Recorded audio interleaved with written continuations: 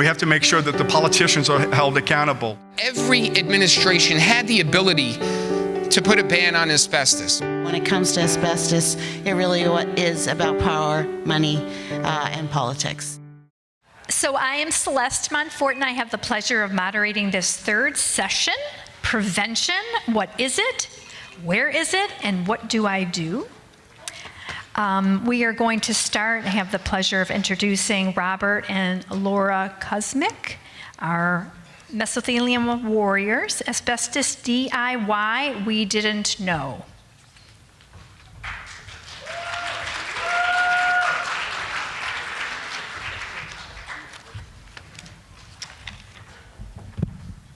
Good afternoon.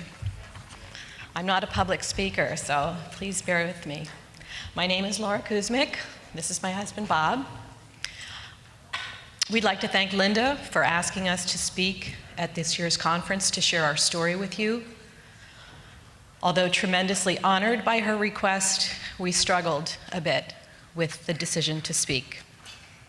Who are we thought, to be among the warriors, the survivors, the researchers, the medical professionals, the artists, activists, those who have lost their loved ones, and those here who have done far greater things than we could ever do.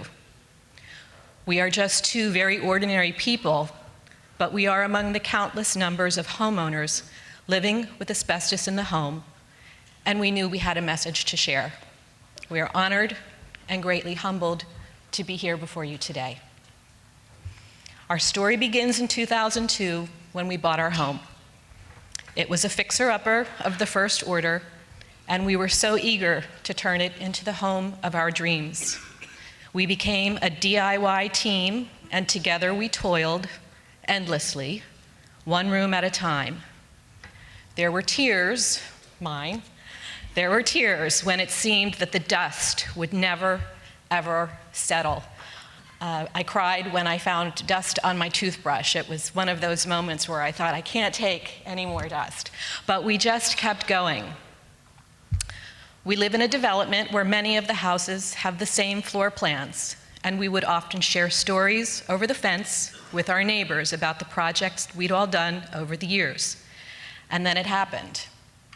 Our neighbor Carl said, "You know that tile floor downstairs that you took out was made with asbestos, right?" We didn't know. We began to think of all the things that we'd done, everything we ripped out, stripped, sanded, hammered, sawed, and drilled. It was frightening on so many levels. We had unknowingly exposed ourselves, our daughter, her friends, and our dog to unknown levels of asbestos. Bob is going to take you through some of the renovations that we did that exposed us to asbestos, and he'll share with you what we have learned and what we've done about it. So, there's the happy homeowner.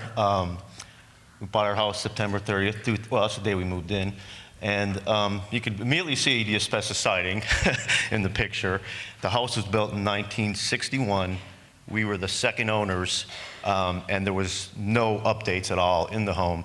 So, you know, at that point, you think you made it. Wow, you worked hard, 8 to 5, bring your lunch every day, and we're able to afford a home. And we were ready to, you know, tackle it, and as Laura said, make it our own. These are just pictures. Again, the asbestos siding. You can see there's air conditioning units.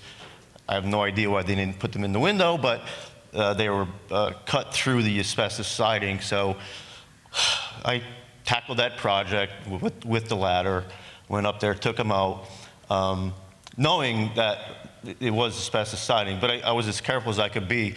One lesson I did learn was, like, the regular masks you buy at Home Depot are they're not helpful at all. So I was able to then actually, you know, do some research and get a mask that did protect you from asbestos. But that's the level of just the outside of the home that was pretty. Looking at these pictures, I can't believe we actually tried to tackle this. But there's the downstairs where most of the issues occurred. It's a 380 square foot family room. And you can see under the carpet to the left there, that was the tile. And it was secured with the mastic, which both contain asbestos. You can see it's outdated. There's Laura probably wondering what the heck is going on here. But even on the floor, you can see the mastic on the floor, the ladders and this and that. There was also mastic underneath the carpeting we tore off. We had beautiful hardwood floors, and we wonder why anyone would cover them with that red carpeting. And I didn't realize it was in the mastic, so, and we didn't realize it was in the tile, like Laura said. So her job was to tear up the tile, and mine was to sand the mastic off the hardwood floors. Don't like thinking about it, but it is what it is. There's the kitchen, and there's the attic. It's hard to see in that picture in the attic, but it's a fireproof door, and alongside on the sheetrock, or fire rock it was actually called, I never had the fire rock tested, but I'm guessing if it said fire rock, there's probably a good possibility that it was built in 1961. It contained asbestos.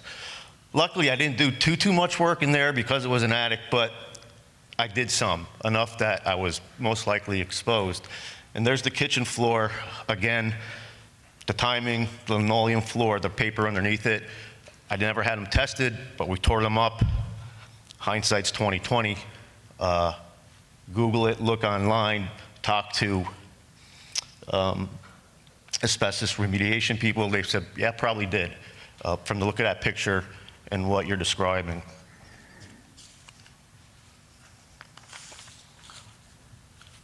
These are just example of what we did send out to get tested. Again, we knew the siding was, but I sent it out just to get an idea of what was in it, how much, blah, blah, blah.